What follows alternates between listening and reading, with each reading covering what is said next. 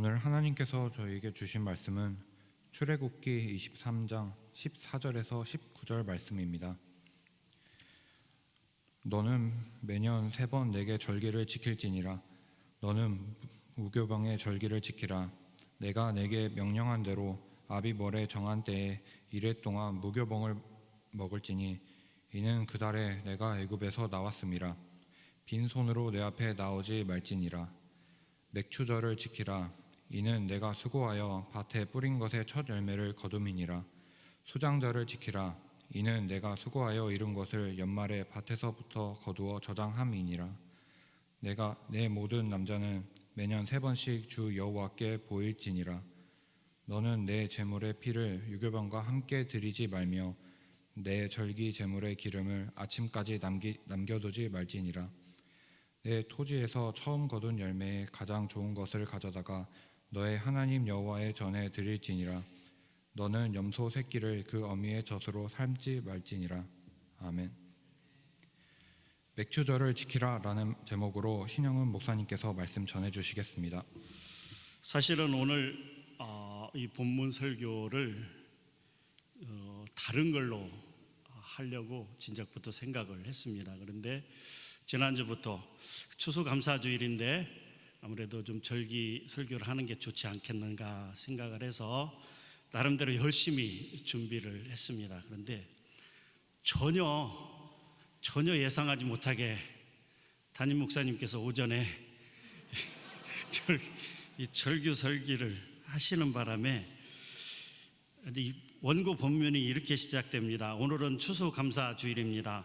추수감사절의 유래는 영국 성공의 핍박을 피해 자유를 찾아 메이플라워를 타고 이렇게 해서 쭉 설명을 하는 건데 오전에 너무 자세하게 종교개혁부터 해가지고 쭉 설명을 했기 때문에 생략을 하도록 하겠습니다. 참고로 우리나라에서는 1904년 처음 추수감사주일로 드렸으며 현재 11월 셋째 주일을 추수감사주일로 지키고 있습니다. 또 목사님께서 말씀하시기를 이제 절기는 폐지되었다 이렇게 말씀을 하셨는데 또 제목이 맥추절을 지키라 어떻게 설교를 해야 될지 참 난감합니다만은 하나님께서 주신 은혜대로 한번 해보도록 하겠습니다. 오늘 본문 말씀에 보게 되면 하나님께서는 출애굽하던 이스라엘 백성들에게 모든 남자는 매년 3번씩 주 여호와께 보일지니라 하면서 그 3대 절기를 말씀을 하셨습니다. 그 첫 번째는 무교절인데요. 무교절이라는 것은 말 그대로 그 누룩이 들어가지 않은 그 무교병, 그 누룩이 없는 떡을 먹은 것을 기념하는 절기입니다. 이제 출애굽할 때 하나님께서 누룩이 없는 떡을 구워 먹고 속히 나가라라고 말씀을 하신 것입니다. 이 의미는 하나님께 대한 전적인 헌신과 봉헌의 상징으로서 성도들이 이 세상에서 헛된 쾌락과 부귀영화를 쫓지 않고 오직 하나님만을 바라본다라는 의미가 있다라고 하는 것이죠. 이 무교절은 또한 유월절과 또 같은 의미가 있는데 우리가 알고 있는 것처럼 유월절은 뭐예요? 10번째 재앙이 내리기 전에 하나님께서 미리 말씀을 하셔서 그 이스라엘 백성들의 집 그 문설주와 임방에 그 양의 피를 바른 그 집은 화가 미치지 아니하고 넘어갔다라고 하는 것이죠. 이 6월이라는 뜻이 5월, 6월, 7월의 6월이 아니고요. 넘어가다라는 그 넘을 유자, 넘을 월자 그런 뜻이라고 합니다. 그러니까 무교절, 6월절 똑같은 의미인데요. 이것이 첫 번째 절기입니다. 유대 종교력으로는 1월, 즉 니산월 14일 저녁부터 7일간 계속되었다고 그러고요. 양력으로는 3월 말에서 4월 초에 해당된다라고 합니다. 두 번째는 맥추절입니다. 맥추절은 보리와 밀을 수확한 것을 그 감사해서 하나님께 그 첫 열매를 거둔 것을 감사하는 그런 절기이죠. 곡식의 낫을 대는 첫날부터 7주를 계수하여 절기로 77절이라고 합니다. 또한 처음 익은 열매로 드리는 절기다 그래서 초실절 이렇게 얘기하고 있습니다. 또 신약성경의 오순절도 같은 의미입니다. 시기적으로는 양력으로서 5월 말에서 6월 초 이렇게 되어 있죠. 세 번째는 수장절입니다. 수장절이라는 것은 거둘 숫자에다가 저장할 장자, 거두어서 저장한다라고 하는 것이죠. 16절 후반부에 보게 되면 수장절을 지키라. 이는 내가 수고하여 이룬 것을 연말에 밭에서부터 거두어 저장함이니라 라고 말씀하고 있습니다. 그럼 뭘 저장할까요? 이제 맥추절 때는 밀과 보리 등 어떤 곡식이 주종이었다면 수장절 때는 주로 열매들, 무화과나 그 다음에 포도, 감람나무 이런 열매들을 거두는 시기다. 그리고 또 이 시기에는 초막절이라고 해서 출애굽 후 40년간 광야 생활을 기념하기 위해서 7일간 초막을 짓고 생활했는데요. 이것을 초막절이다라고 하는 것이죠. 이 시기적으로는 보통 한 10월 달 이 정도에 해당된다라고 하는 것입니다. 이 무교절과 맥추절, 수장절 3대 절기가 있다는 거. 그런데 이제 왜 그러면 하나님께서 이스라엘 백성들에게 이런 절기를 주시고 매년 3번씩 하나님 앞에 모든 남자들이 나오도록 얘기했는가에 대해서 한번 우리가 생각을 해봤으면 좋겠습니다. 구약의 절기가 폐지되었다고 해서 구약의 모든 말씀이 소용이 없다는 얘기가 아닙니다. 그 어떤 형식과 절차는 폐기되었을지라도 하나님께서 구약 성경을 통해서 지금 저와 여러분들에게 주시는 의미와 그 뜻이 있음을 우리가 기억해야 된다라고 하는 것입니다. 그래서 오늘 맥추절을 지키라는 말씀으로 말씀을 나눌 때 한 3가지 정도로 우리가 한번 생각해 봤으면 좋겠습니다. 첫 번째는 첫 열매를 하나님 앞에 드려야 합니다. 출애굽기 23장 19절 말씀은 이렇게 되어 있습니다. 내 토지에서 처음 거둔 열매의 가장 좋은 것을 가져다가 너희 하나님 여호와 전에 드릴지니라. 하나님께서 세상을 창조하시고 우리에게 그 땅을 가꾸어 수확의 기쁨을 누리도록 하셨습니다. 때에 따라서 이른 비와 늦은 비를 내리시고 기후를 관장하시어 풍성한 수확을 거두게 하셨다라고 하는 것이죠. 이러한 하나님의 은혜에 감사하여 첫 열매를 하나님께 감사한 마음으로 드려야 된다라고 하는 것이죠. 이것은 전적으로 하나님께서 행하신 일이라고 하는 고백하는 그런 마음의 표현입니다. 그런데 첫 열매를 드릴 때 어떻게 드려야 되느냐? 온전한 것을 드려라 라고 말씀하고 있습니다. 흠이 없는 것, 상하지 않은 것, 깨끗한 것을 하나님께 드려라 라고 하는 것이죠. 우리 하나님께서는 온전하지 않은 예물은 기뻐하지 않으십니다. 온전히 드린다는 것은 그것이 단순히 첫 열매이기 때문이 아니라 첫 열매 중에서도 온전한 것을 구별하여 드려야 된다라고 하는 것이죠. 하나님은 온전한 것을 기뻐하지 않으십니다. 말라기 1장 8절에는 이 말씀이 있습니다. 만군의 여호와가 이르노라 너희가 눈먼 희생 제물을 바치는 것이 어찌 악하지 아니하며 저는 것 병든 것을 드리는 것이 어찌 악하지 아니하냐. 이제 그것을 너희 총독에게 드려보라.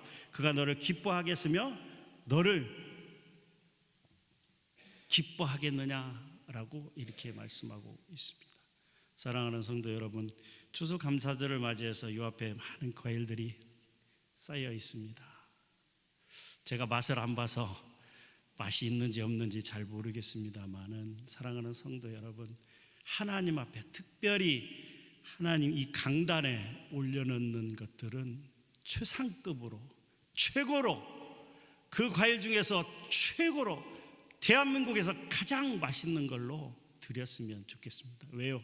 이것은 하나님께 드리는 것이기 때문에 과일 가게에서 대충 아무거나 주세요 해서 갖다 올려놓는 것보다는 드리는 마음이 중요하지만 그래도 가능하면 최고로 좋은 것을 드렸으면 좋겠다. 왜요? 하나님은 그 마음을 보시는 것이기 때문인 것입니다. 제가 아는 어떤 분들은 취직을 해서 월급을 타면 그 첫 월급을 통째로 하나님 앞에 드리는 사람들을 보았습니다. 저도 진작 하나님을 알고 믿었다면 그렇게 했을 텐데 그 마음이 두고두고 아쉽습니다만, 특별히 이 자리에 앉아있는 우리 청년들에게 권면합니다. 여러분들 이제 대학을 졸업하고 취직을 했을 때, 첫 월급을 받았을 때 그것을 전부 통째로 하나님 앞에 드리는 그런 일들 한번 해봤으면 좋겠다라는 생각이 듭니다. 그리고 하나님께서 어떻게 축복하실지 우리가 그 결과를 한번 봤으면 좋겠다라고 하는 것입니다. 하나님께서는 첫 열매를 드리되 온전한 것을 드려라 라고 하는 것이죠. 에스겔서 44장 30절 말씀에 또 이 말씀이 있습니다. 우리 다 같이 한번 읽어보도록 하겠습니다. 시작. 또 처음 익은 열매와 너희 모든 예물 중에 각종 거제 예물을 다 제사장에게 돌리고 너희가 또 첫 밀가루를 제사장에게 주어 그들에게 내 집에 복이 내리도록 가게 하라. 이렇게 말씀하고 있습니다. 이 말씀을 준비하다 보니까 옛날에 들었던 간증이 하나 생각이 납니다. 원종수 권사라는 분이 있습니다. 아마 아시는 분들은 많이 아실 건데요, 그 책을 읽다 보니까 이런 장면이 있었습니다. 그 원종수 권사님의 어머니가 오늘 여름인데 그 자녀들이 아주 좋아 보이는, 아주 송이가 더 크고 아주 맛있어 보이는 포도 한 상자를 사오셨다고 합니다. 그 어머니가 띄어서 하나를 먹으려다가 혹시 목사님한테 갖다 드렸니? 그러니까 아니요, 안 드렸는데요. 제가 읽기로는 그 여름 내내 포도를 한 알도 안 드셨다라고 합니다. 신목사님도 목사님이잖아요. 목사님한테 뭐 좋은 걸 드리라고 하는 거예요? 그게 아니고요, 목회자에게 뭔가를 갖다 줄 때도 정말 하나님께 드리는 것처럼 그렇게 하면 그분은 정말 놀라운, 여러 가지가 있겠습니다만 놀라운 축복을 받았다라고 간증하는 것을 들었습니다. 사랑하는 성도 여러분, 하나님 앞에 가지고 나올 때 최고의 것을, 온전한 것을 구별하여 드렸으면 좋겠습니다. 잠언 3장 9절에서 10절 말씀은 이렇게 기록되어 있습니다. 내 재물과 내 소산물의 처음 익은 열매로 여호와를 공경하라. 그리하면 내 창고가 가득히 차고 내 포도즙 틀에 새 포도즙이 넘치리라. 아멘. 하나님은 첫 열매의 축복을 우리에게 허락하여 주셨습니다.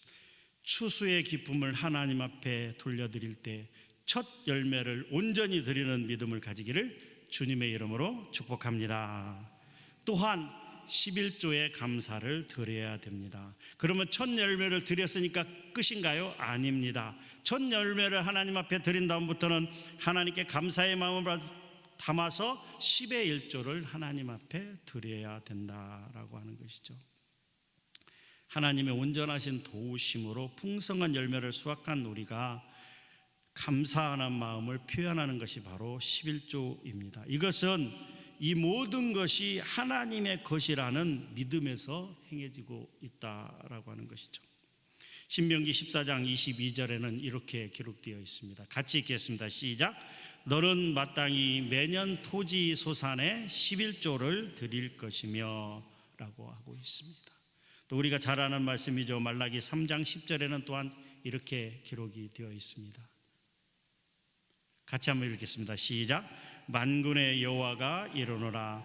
너희의 온전한 11조를 창고에 들여 나의 집에 양식이 있게 하고 그것으로 나를 시험하여 내가 하늘 문을 열고 너희에게 복을 쌓을 곳이 없도록 붙지 아니하나 보라 라고 말씀하고 있습니다. 하나님은 11조를 말씀하시고 그 말씀대로 행하는 자에게 축복하고 있다라고 하는 것을 우리가 오늘 말씀을 통하여 알고 있습니다. 세계 최고의 갑부인 미국의 석유왕 록펠러라고 하는 사람이 있습니다. 다 아시죠? 네, 대답을 안 하시는군요. 록펠러라는 사람이 있는데요, 이 사람은 기록에 보면 빌 게이츠보다 3배나 많은 돈을 벌었다고 하니 어마어마하게 돈을 벌었던 것 같습니다. 그런데 그가 어떻게 돈을 벌게 됐을까? 가난한 가정의 아이로 태어나서 대학도 못 다녔지만 20살에 회사를 설립하고 나서부터 승승장구하여 세계적인 부자가 되었다라고 하는 것이죠. 그런데 그가 이렇게 고백했습니다. 11조를 온전히 한 은혜로 하나님께서 부자가 되게 하셨다, 이렇게 고백했다고 합니다. 11조를 온전히 한 은혜로 하나님께서 부자가 되게 하셨다라고 이렇게 고백했다라고 합니다. 그는 무려 4천여 개의 교회를 세웠고요, 전 세계의 가난한 사람들을 구제하기 위해서 번 돈을 투자한 사람이죠. 그는 자신의 번 돈의 10분의 1을 구별하여 씨앗을 뿌리는 마음으로 감사하며 기쁨으로 하나님께 드리는 진정한 믿음의 사람이었다라고 하는 것이죠. 사랑하는 성도 여러분, 추수감사절을 맞이하여 첫 열매를 온전히 드리는 마음이 우리에게 있었으면 좋겠습니다. 또 하나님께 감사하여 그 10분의 1을 구별하여, 온전히 구별하여 11조로 하나님 앞에 드리는 우리 모두가 되기를 주님의 이름으로 축복합니다. 두 번째입니다. 자원하는 마음으로 드려야 합니다.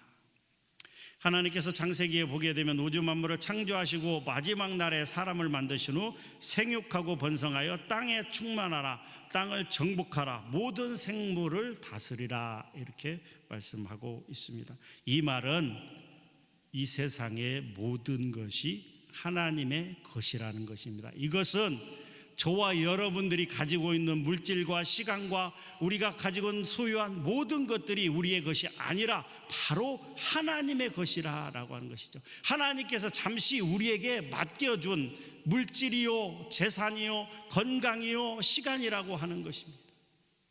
그렇기에 우리는 그렇게 마음을 먹으면 그 중에서 10분의 1을 온전히 구별하여 하나님께 드리는 것이 아깝지 않습니다. 그런데 그것이 내 것이라고 생각하면, 그 돈이, 물질이 내 것이라고 생각하고 내 시간이 내 것이라고 생각하면, 건강이 내 것이라고 생각하면 드릴 수 없습니다. 학개서 2장 8절 말씀, 은도 내 것이요 금도 내 것이라 만군의 여호와의 말이니라. 은도 내 것이요 금도 내 것이니라 만군의 여호와의 말씀.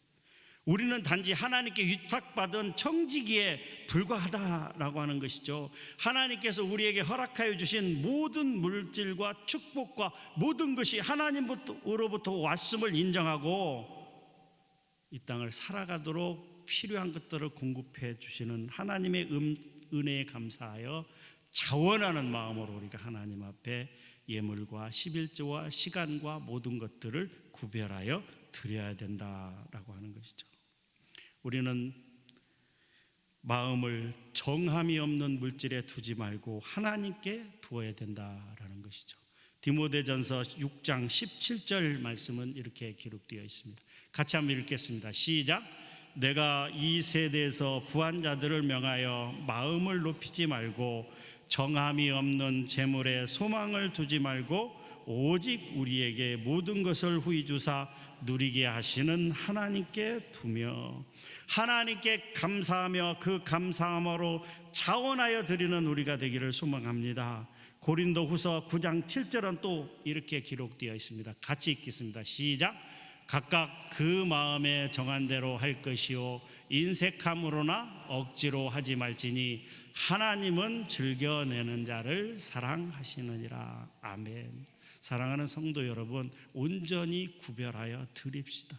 하나님은 많이 드리고 적게 드리고 그것을 보시는 분이 아닙니다. 형편껏 따라서 내가 낼 수 있을 만큼 최선을 다해서 드리는 것이 그 마음을 드리는 것입니다. 하나님 그 마음을 보신다. 예수님께서 두렙돈을 넣은 그 가난한 여인을 칭찬하신 이유가 무엇입니까? 그 여인은 생활비 전부를 넣었느니라 라고 말씀하고 있는 거예요. 이것이 바로 온전하게 드리는 것입니다.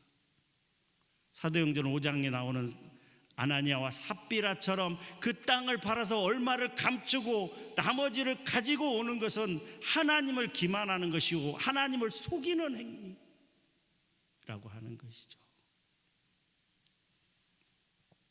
저는 우리 성도님들이 많은 물질의 축복을 받았으면 좋겠어요. 왜요?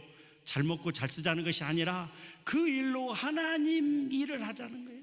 하나님이 기뻐하시는 일을 하자는 거예요. 그러기 위해서 우리가 먼저 하나님 앞에 바로 서야 된다라고.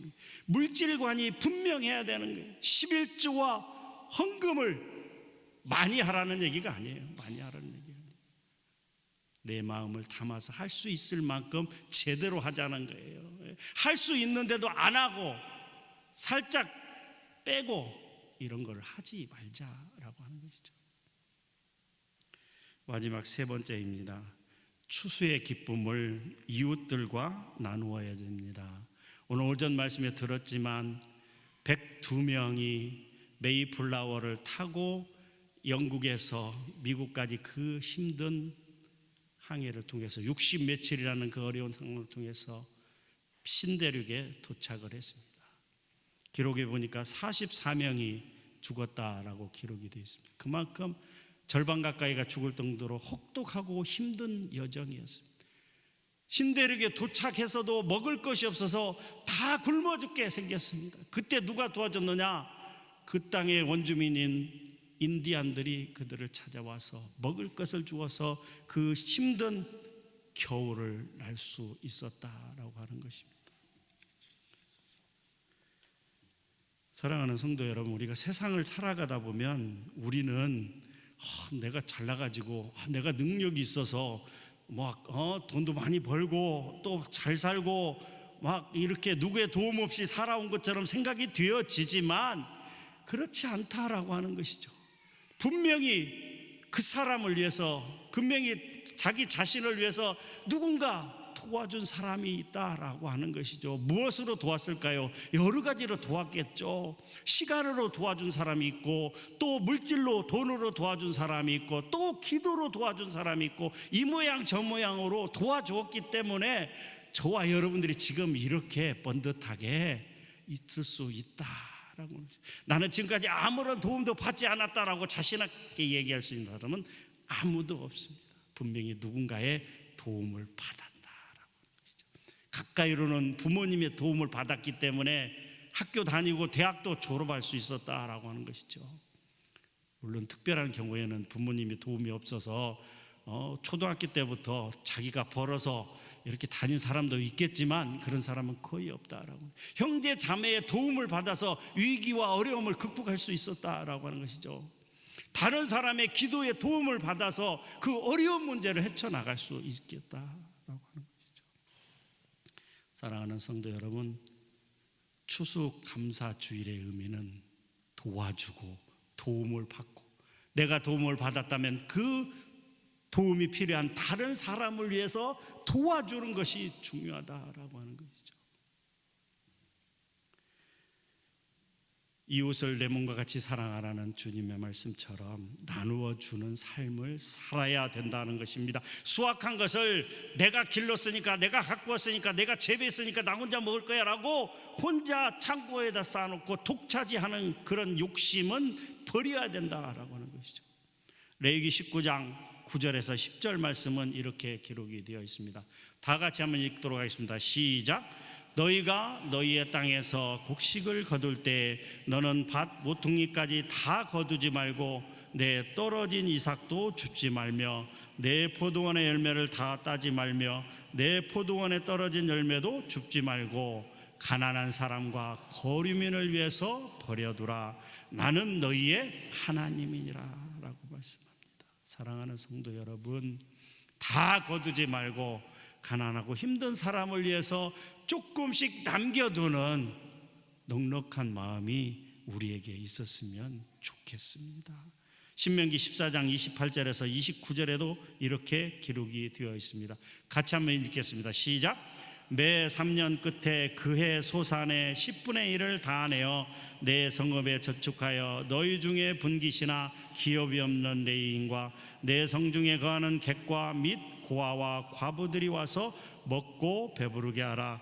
그리하면 내 하나님 여호와께서 내 손으로 하는 범사에 내게 복을 주시리라. 아멘. 추수의 감사를, 추수 감사주의를 맞이하여 추수의 감사절을 이웃과 나누는 것이 진정한 감사이다라고 하는 것이죠. 사랑하는 성도 여러분, 추수감사주의를 맞이하여 고마운 사람들에게 감사의 마음을 표시하는 우리가 되기를 소망합니다. 우리가 세상을 살아가다 보면 우리를 도와주는 고마운 사람들이 많이 있습니다.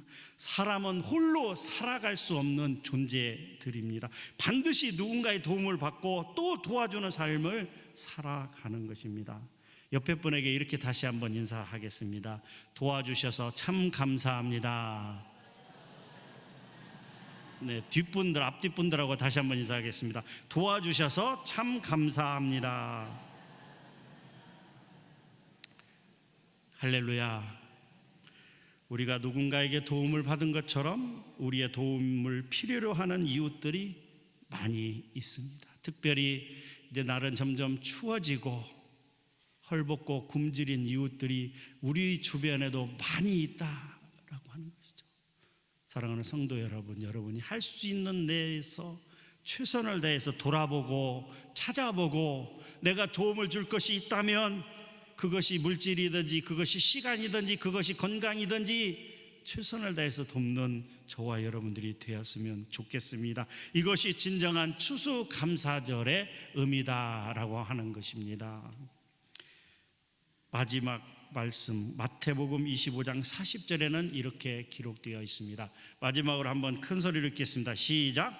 임금이 대답하여 이르시되 내가 진실로 너희에게 이르노니 너희가 여기 내 형제 중에 지극히 작은 자 하나에게 한 것이 곧 내게 한 것이니라 하고, 오른편에 있는 자들에게 하나님께서 이렇게 칭찬합니다. 너희는 내가 헐벗을 때 입혔고 목마를 때 먹였고 마시게 하였고 배고플 때 먹게 하였다. 주님, 우리가 언제 그렇게 했습니까? 작은 소자에게, 작은 어린아이에게, 보잘것없는 어린아이에게 냉수 한 그릇을 대접한 것이 곧 나에게 한 것이다 라고 말씀하고 있습니다.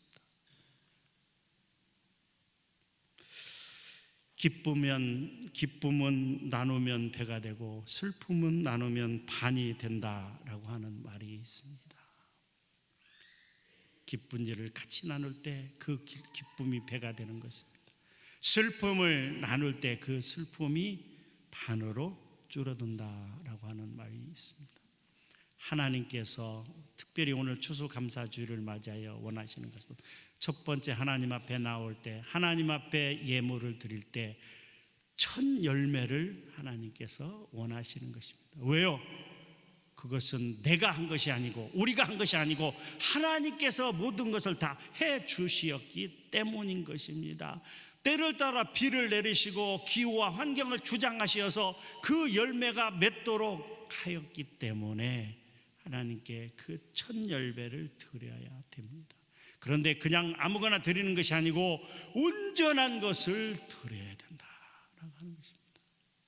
하나님 앞에 예물을 드릴 때 우리가 온전하게 드립시다. 아나니와 삽비라처럼 일부를 감추어 두고 일부만을 드리는 어리석음을 범하지 맙시다. 11조의 예물을 드립시다. 목자들은 11조는 구약시대의 산물이니 이제는 없다는 둥 있다는 둥 여러 가지 이야기를 하지만 개인의 믿음 따라 행하시기를 바랍니다. 하나님 앞에 온전한 11조를 드리되 자원하는 마음으로 드리기, 억지라 인색함으로 드리지 말라라고 말씀하고 있습니다. 또한 추수감사절에 맞이해서 우리 이웃들을 돌아보는 시간들이 됐으면 좋겠습니다. 힘들고 어려운 사람들을 위해서 그 수확물을 다 거두지 말고 일부를 남겨두는, 모퉁이까지 다 거두지 말고 떨어진 이삭도 줍지 말며 포도원의 열매를 다 따지 말며 떨어진 열매도 줍지 말라. 가난한 사람과 거류민을 위해서 남겨두라라고 말씀. 내 성중에 거하는 고아와 과부들이 와서 먹고 배부르게 하라라고 말씀하고 있습니다. 우리가 하나님을 사랑하는 것은 가까운 데부터 실천하는 것입니다. 우리가 우리의 어렵고 힘든 이웃을 향해서 냉수 한 그릇을 대접한 것이 곧 하나님께 한 것이라 라고 말씀하고 있습니다. 추수감사주의를 맞이하여 그 하나님의 사랑을 힘들고 어려운 이웃들에게 실천하는 저와 여러분들의 삶이 되기를 주님의 이름으로 축복합니다. 하나님 감사합니다. 오늘 또 우리에게 주일을 허락하여 주시고 특별히 추수감사 주일로 들을 수 있도록 인도하여 주시니 감사합니다. 하나님, 추수감사의 의미를 우리가 생각하며 하나님께 또 이웃들에게 사랑을 실천하고 하나님 앞에 온전히 나아가는 우리 모든 성도들이 될 수 있도록 축복하여 주시옵소서.